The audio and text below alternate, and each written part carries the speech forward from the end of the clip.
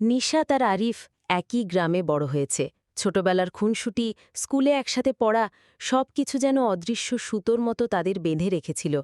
সময়ের সাথে দুজনেই বড় হল, তবে একে অপরকে ভুলে যায়নি।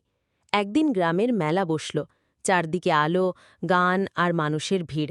সেই ভিড়ের মাঝে আরিফ দেখল নিশাতকে। লাল শাড়িতে যেন একেবারে অন্যরকম লাগছে। মুহূর্তেই চোখে চোখ পড়ল। নিশাত লাজুক হাসি দিল। আরিফের বুকের ভেতরটা কেমন যেন কেঁপে উঠল।